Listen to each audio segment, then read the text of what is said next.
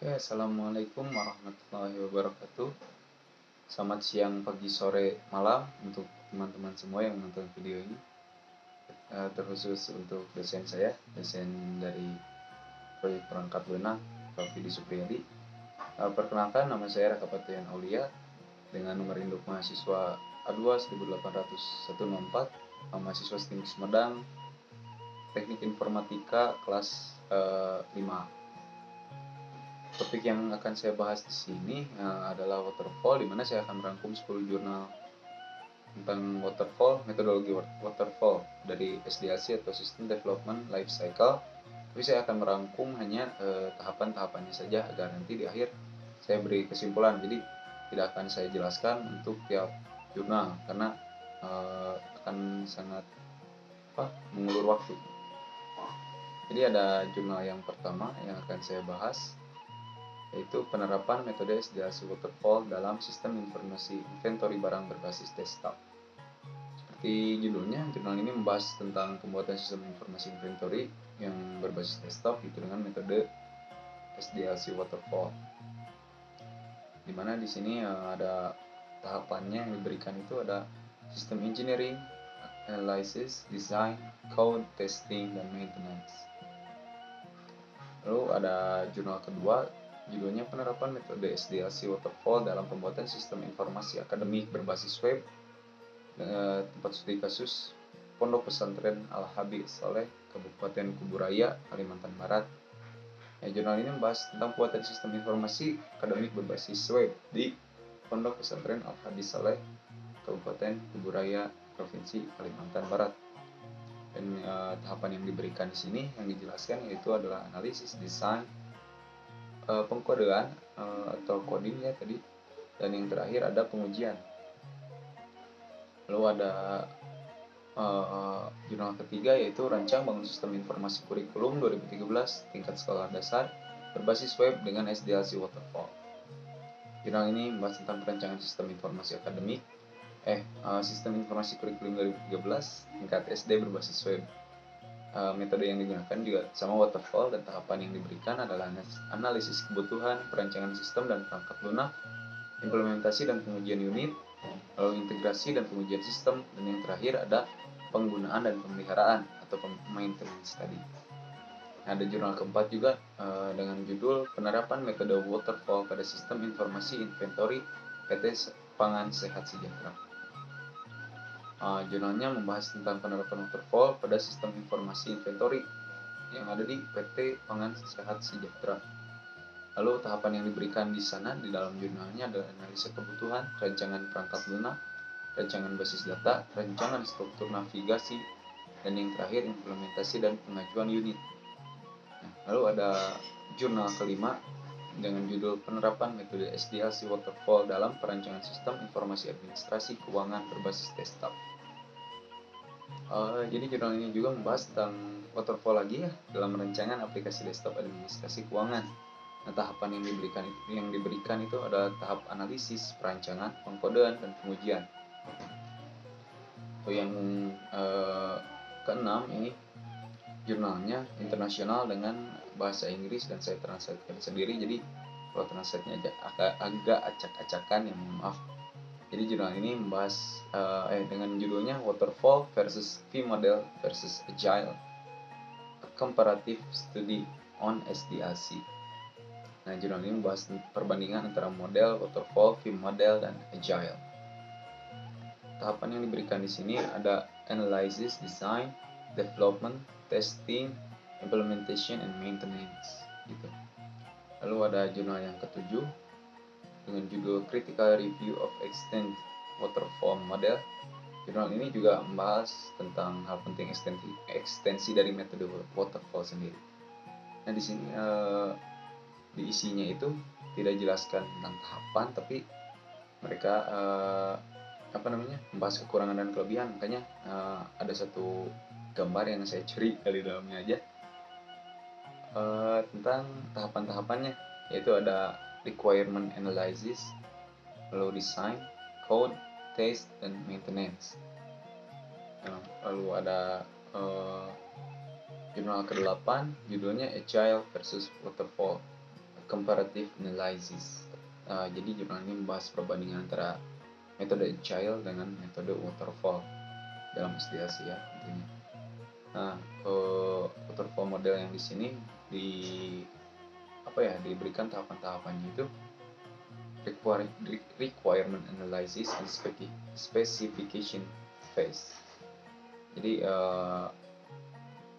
tidak saya jelaskan dulu biar nanti aja langsung kesimpulan. Lalu ada yang kedua ada design phase, lalu implementation and unit testing, yang selanjutnya ada integration and system testing, dan yang terakhir ada operation and maintenance phase. Lalu ada jurnal ke-9, judulnya Simulation Model for the Waterfall Software Development Life Cycle. Jadi tentang ini jurnalnya tentang simulasi SDLC model waterfall.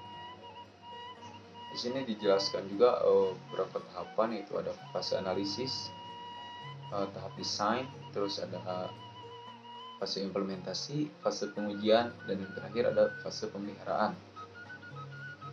Dan ada jurnal yang terakhir itu judulnya The Waterfall Model in Large Scale Development. Itu jurnal ini membahas tentang penerapan metode waterfall ya dalam proyek skala besar.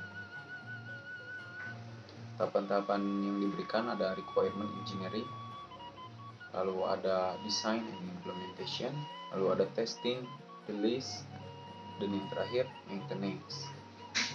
Nah, dari semua yang tadi kita yang udah saya rangkum gitu, ada kesimpulan yang saya bisa ambil gitu dalam hal kekurangan dan juga tahapan-tahapannya. Kalau kelebihannya sudah pada umumnya sudah pada tahu lah, soalnya kalau yang namanya metode waterfall itu metode paling umum, paling gampang, paling banyak digunakan, karena lebih apalagi untuk pemula itu lebih mudah karena kita bisa belajar sharing gitu sama sesama. Soalnya tiap tahapannya dikerjakan dengan cara bersama. Tapi dengan begitu banyak kekurangan yang ada gitu dalam metode waterfall. Yang sudah saya analisis sih dari semua jurnalnya, ada yang pertama itu membutuhkan tim dan manajemen yang lebih solid dari model lainnya. Karena itu tadi tiap tahapan tidak bisa dilewati begitu saja. Tiap orang tidak bisa hanya memegang satu tahapan, tapi tahap per tahap tetap dikerjakan secara bersama gitu. Lalu yang kedua, kurang fleksibel bagi klien maupun developer, yaitu tadi karena kita pengerjaan tahap per tahap kalau dalam metode waterfall. Jadi saat tahap belum selesai, kita belum boleh loncat ke tahap kedua. Itu jadi kurang fleksibelnya, kita nggak bisa mengerjakan sesuai dengan, kalau dari pihak developer ya, misalkan saya nanti jadi developer software, nanti yang akan saya hadapi itu kalau pakai metode waterfall, saya nggak bisa megang satu tahapan. Misalkan teman saya ngerjain yang A, saya tahapan yang terakhir biar lebih cepat selesainya, jadi nggak bisa. Nah, yang tadi juga karena itu, jadi waktu pembuatan dan pengembangan cenderung lebih lama karena harus tahap per tahap, lalu tidak bisa melihat gambaran sistem tahap per tahap. Karena karena ya tadi kita hanya bisa satu persatu mengerjakannya. Lalu kenaikan biaya tidak terprediksi, ini dikarenakan waktu yang dibutuhkan itu cukup lama. Jadi biaya itu tidak terprediksinya karena kita nggak tahu apakah akan selesai sesuai dengan target skopnya tadi di awal sebelum kita melakukan proyek ini, atau akan selesai sesuai dengan target. Nah, yang terakhir akan tanggal rilis akan lebih mudah molor karena sulit terprediksi itu. Nah, selanjutnya tahapan waterfall secara umum setelah tadi kita rangkum jurnalnya ya. Yang pertama ada tahap requirement, di mana proses ini adalah di mana kita mengumpulkan data-data yang berkaitan dengan sistem yang akan dibuat.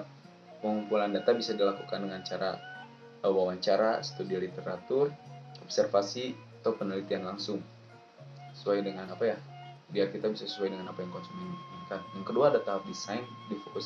Di proses ini kita berfokus pada pembangunan struktur data, arsitektur dari perangkat lunak, perancangan interface, lalu ada perancangan fungsi internal dan eksternal, serta detail dari setiap algoritma prosedural. Nah, yang ketiga ada implementation atau implementasi. Di tahapan ini aplikasi akan dibuat oleh para programmer ya yang mudah dipercaya. dalam proyeknya dengan bahasa pemrograman tertentu yang sesuai dengan dengan hasil tadi, di mana requirement, jadi kebutuhannya akan disesuaikan gitu. Yang terakhir verifikasi, jadi di tahapan ini ada integrasi sistem, ada juga testing yang dilakukan terhadap aplikasi yang sudah dibuat. Lalu kalau misalkan ada error dan sebagainya, nanti akan diperbaiki lagi gitu. Dan yang terakhir ada tahap maintenance atau pemeliharaan, dimana kalau misalkan ada bug dan lain-lain yang sebelumnya tidak ter yang sebelumnya tidak terdeteksi, nah maka akan ada maintenance gitu. Mungkin hanya sekian yang bisa saya sampaikan, lebih dan kurangnya mohon maaf. Assalamualaikum warahmatullahi wabarakatuh.